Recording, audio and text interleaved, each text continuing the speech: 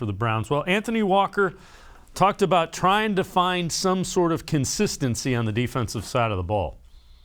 Yeah, you definitely want to strive for that. I'm not downplaying that at all. I'm not making excuses of the highs and the lows either. Obviously, that's just a part of the game.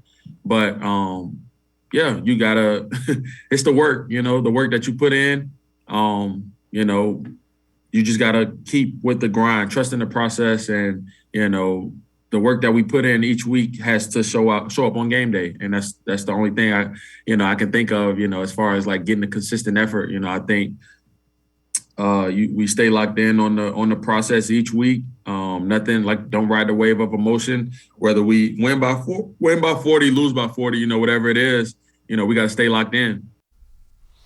Kevin, the thing about the game against the Patriots, the Browns' schemes seem to want to keep everything in front of them, and they were waiting for Mac Jones to make a mistake, and he didn't, as opposed to trying to cause him to make a mistake by being a little aggressive and trying to get after him, and that was, I just don't understand what they were thinking in those terms, I guess.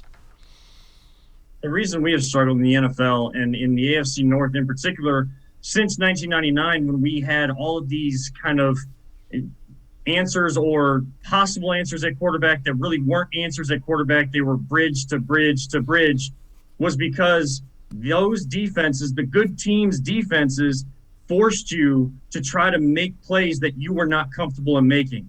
When you allow a rookie quarterback to kind of have everything in front of him and find a rhythm, which is what Baker Mayfield has always kind of built his game on. When he's had the big games, it's been, can I get a rhythm early? Can there be those short intermediate throws early to find a rhythm? And then you have the running game behind you. And now it just seems like everything takes off of that offense. Well, you allowed a rookie quarterback to do that. If you're going to be a good team and a great team, you have got to send some sort of message on defense that you're not going to be able to dictate pace to us. We are going to dictate to you exactly how you're going to have to play in this ball game, and we're going to rush you into making bad decisions and turn you over. That did not happen. Mac Jones got comfortable. He is a good quarterback that ended up looking great to superior in that game because this defense just allowed him to pick them apart and find that confidence and take off from there the rest of the game once they got out to that 14-7 lead. When you look at it, the defense hasn't put back-to-back really good games together since Chicago and Minnesota, which I believe were 3-4, games 3 and 4 in this season. There have been spots, the Bengals, they looked good. They looked good against a really good offense. But then you follow that up with what happened against Patriots. And in fairness, the defense looked pretty good against the Steelers. So the Steelers and Bengals were back-to-back good games. But I still can't I don't understand why you did not attempt to press the coverage against the Patriots and get after a rookie quarterback. Was I seeing something different? No, it's almost like $1 million question here. Like, why wouldn't you do that? Why wouldn't, especially coming off of a week where you finally got those turnovers, you felt like maybe finally that monkey was off, that domino finally fell for this defense. The thing that they had been talking about during weeks of practice leading up to games and after games. We have to turn teams over. We have to win the turnover battle. We have the guys to do it.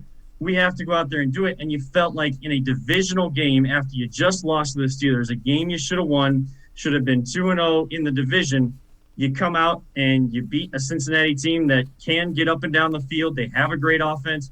You turn them over, and then the very next week you allow a rookie quarterback to just have a field day out there. It's so frustrating to see, and it's for the offense too. This consistently inconsistent element of this team at some point has to break, and it has to break quickly because you got to start now playing your best football to even make a run at the playoffs, let alone feel confident going into the playoffs. This is not a playoff type team with the type of players that are playoff caliber. So they got to find it. They got to flip some sort of switch quick. And it's got to start, even though Detroit is what they are, you can't overlook them. any team can beat any team on any given Sunday. You got to start this week and try to build into that bye weekend